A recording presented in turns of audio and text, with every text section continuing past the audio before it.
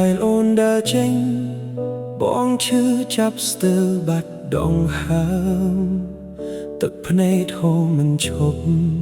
ព្រោះស្នេហ៍ត្រូវបែកផ្សែងបងនៅចាំទ្វារផ្ទះសង្ឃឹមអូននឹងវិលមកតែចុងក្រោយសល់តែភាពស្ងប់ស្ងាត់នឹងទុកក្នុងចិត្ត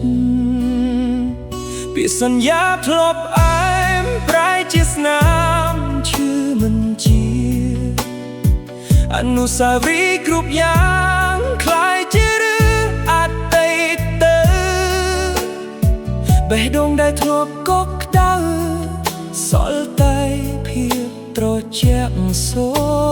ន្យព្រោះមនុស្សដែលបងស្រឡាញ់ជ្រើផ្លូវថ្មីដោយខ្លួនឯងថ្ងៃនេះអូននឹកឃើ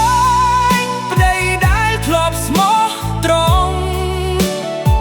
ចង់វិលមកជួបវិញ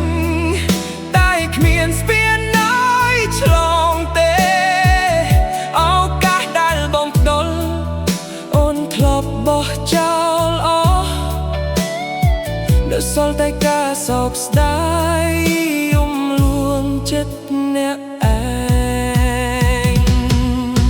អស់ផ្លូវវិលរកដីចាស់វិញព្រោះបេះដូងបែកហើយមិនអាចជប់ដូចមុនស្នេហ៍ដែលធ្លាប់សង់រួមត្រូវរលំអស់ទាំងស្រុងទុកឲ្យអូនរស់ជាមួយការសោកស្ដាយមួយជីវិតអស់ផ្លូវវិលរកដីចាស់វិញមិនមែនបងគ្មានចិត្តតែពោះឈឺពេកហើយបងសូមជូនពរអូនឲ្យជួបសេចក្ដីសុខថ្មីចំណែកបងសូមលាទៅជាមួយអតីតដ៏ឈឺចាប់កុំបន្ទោសវាសនាឬបន្ទោសអ្នកណាព្រោះជំរឿថ្ងៃនោះគឺអូនជាអ្នករើសពេលបាត់បង់តើបដឹងតម្លៃមនុស្សស្មោះពិន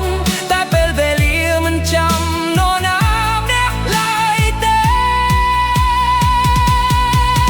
បងដាច់វាអតីតទុកត្រង់ជាមេរៀនចិត្តមិនស្អប់មិនគុំគួនក្រន់តែមិនអាចវិលក្រោយអូនដើរភ្លើអូនបងដើរភ្លើបងទៅ